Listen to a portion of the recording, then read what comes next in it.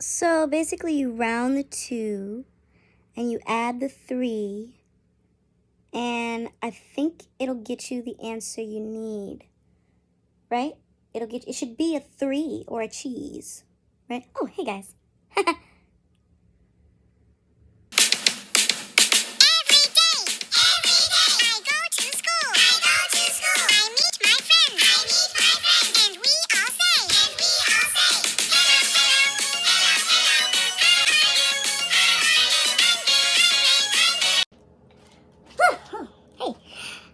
We're going to read today, Chapter 12. Make sure you put your book club hat on, so if you're a word wizard, then listen for some unfamiliar words or interesting words. If you are a character captain, listen for some character traits or character flaws or interesting things you notice about the characters we're reading about. And if you are a timeline tracker, important events only, guys, make sure you're listening for those. And for those discussion directors, the narrator details are what matters, so listen for those. Chapter 12. The Templeton twins think of something that even the narrator has to admit is clever. So, there they were, out of the basement and outside, because, you see, when John asks, "What's the last thing you expect to see when you come into a room?" and Abigail answered, "Yourself." And how true that is, not only for me, the narrator, and for you, the reader, but for Dan Dedine. Even if you're a twin, you don't expect to see yourself when you walk into a room or down a set of steps into a basement. So when Dan Dedine saw himself in a well-positioned mirror nicely illuminated by the hanging lamp, he was completely stunned. Very clever, Templeton twins. Very clever. Now, they were outside and free! Free! Or were they? Boom, boom, boom. When someone, a narrator, for example, says something and then immediately asks in italics if this is really true, you can be pretty sure that the answer is no. It's not really true. And indeed, this was the case for the Templeton twins. They were free because they had gotten out of the Deans brothers' basement. But they and their you-know-what dog were also in the middle of nowhere, maybe dozens of miles from their home or the police or anyone who could help them. And they had nothing to help themselves. So they weren't really free. They were just outside. From the house, they heard a muffled bang and then a ow! This was the sound of Dan Dedine slamming himself into the basement door and trying to break the lock. It was a pretty strong lock, and he wasn't getting far. "We have to get home and help Papa," John said. Or no, wait, he's probably at the lab. Come on. You will recall, I am sure, that earlier I made the mention of the old metallic blue car in the front yard of the poorly kept house. And I say I am sure because I assume you are an intelligent and attentive reader. This is only fitting, as I am an intelligent and attentive writer. Please, do everything you can, which means reading intelligently and attentively, not to disappoint me in this regard. Although, I see we are on page 160, so it's a little late in the day for me to ask this. All right, then. Begin reading and intelligently and attentively right now. There was an old metallic blue car in the front yard. It was one of those long, low, wide American models from many years ago. You may be thinking, hey, maybe the key is in the car. That always happens in movies. People who have to get away and jump into a strange car and the key happens to be in it.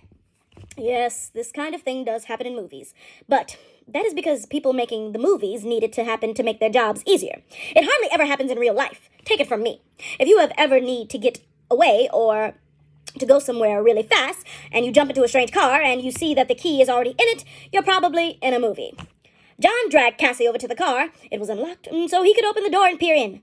"No key," he said, and he slammed it shut and looked out toward the road. "Then we have to walk out of here until we come to a highway," he said, and tried to get somebody to stop and drive us into town. He noticed his sister hadn't said anything. She was standing there thinking, "Right, Abby? Abby, hello?" She went over to him. Dedine isn't going to meet Papa at the lab or at home. He's going to tell Papa that we're being held prisoner and make Papa go somewhere with him where there won't be any people or police or anything." John thought about that for almost half a second and said, "You're right. Dan said that Dean went to pick up Papa. We don't know where Dean will take him." Just as John was about to sigh in a frustration or flop his arm in a "I give up" gesture of despair, Abigail said, "Wait!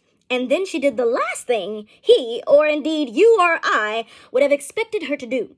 She went back into the house. Isn't that unbelievable? It is. It's unbelievable. John just stood there being shocked and finding it unbelievable. Then Abigail came running out of the house carrying a piece of paper. She handed it to him. I think this is where he's taking Papa. John looked at the paper and basically said, uh-huh. This is what he saw. Boop. If you look, there's a balloon-shaped area, which, come to find out, isn't balloon. It's a clearing in some wooded areas. There's a squiggly little road, and another little road, another little road, another little road, and another squiggly long road, and a little squiggly long road. And if you see there are these words, well, not words, these are letters, and they mean something, and we'll read about that in a minute.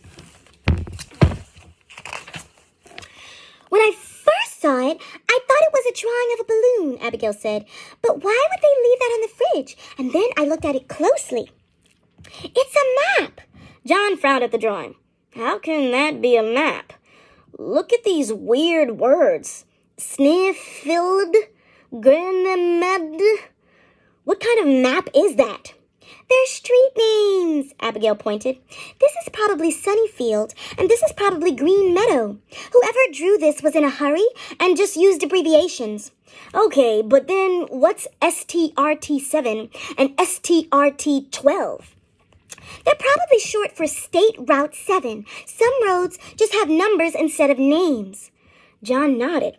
So we have State Route 7 and State Route 12. Hey! Right! This is where Dean Dedine is taking Papa.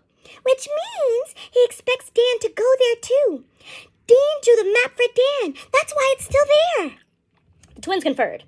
They could hike away from the Dean house in search of someone to help them, but there was no telling how long that might take.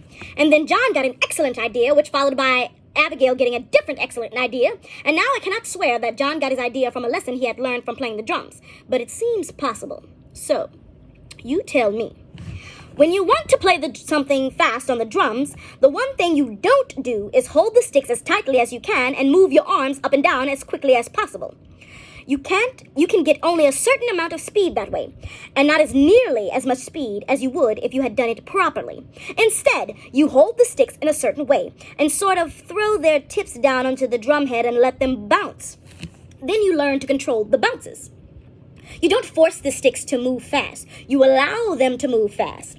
You let the sticks do what they want to do. But narrator, you're probably about to say, drumsticks don't want things, they're sticks.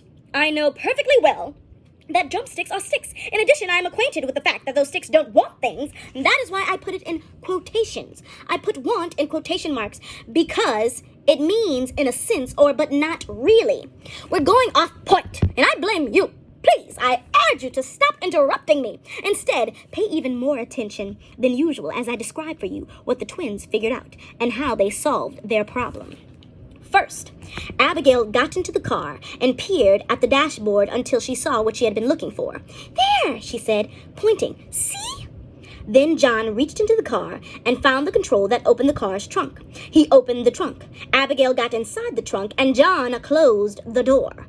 Yes, all the way. Yes, you heard me correctly. He shut his own sister inside the trunk.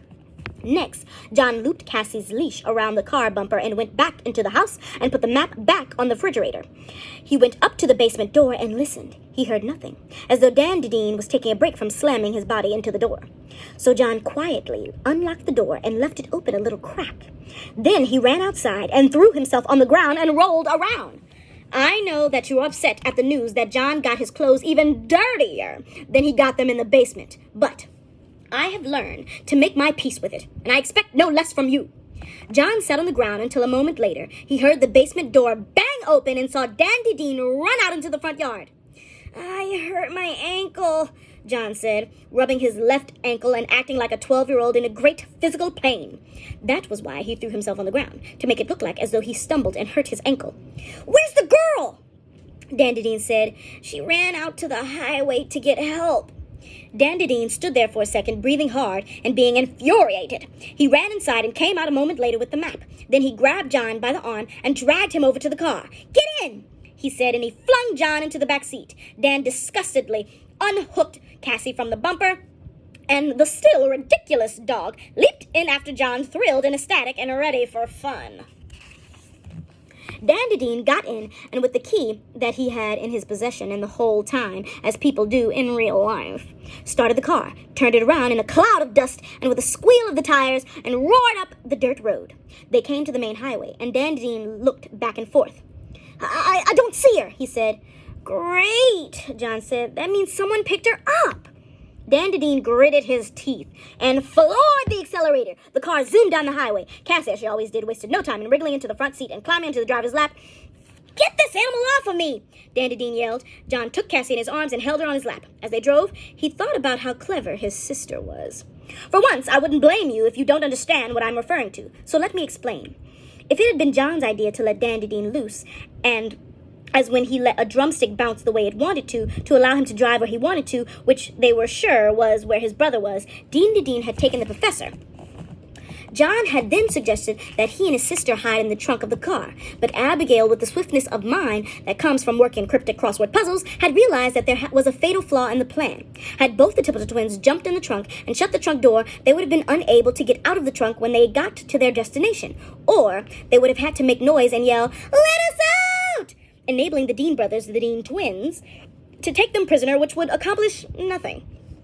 But had they left the trunk door open a crack, Dandelion would have seen a little light on the dashboard that tells you when the trunk or door isn't fully closed. That's what Abigail was looking for on the dashboard, that little "the door is open" light. If Dandelion had seen it, he would have stopped the car, looked in the trunk, and discovered the twins. So it had been Abigail's idea that one of them ride in the fully closed trunk, and the other, with Dandelion, they knew that he would join his brother as quickly as possible once he thought one of the twins had gotten away. He would want to know why John hadn't escaped with Abigail, so they made up a story that John had hurt his ankle. Yes, it was very clever, and forgive me, but I'm sure you wouldn't be capable of thinking of something as clever as that. And frankly, I'm not sure I would be either.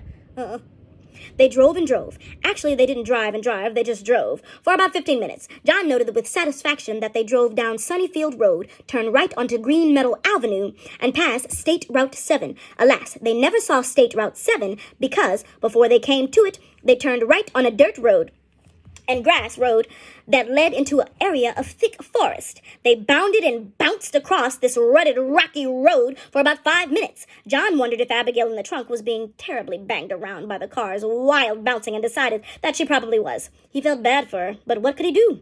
Then the car reached a clearing in the forest, and John saw everything that he had hoped he wouldn't see. That he had hoped he would and wouldn't see. I'm sorry.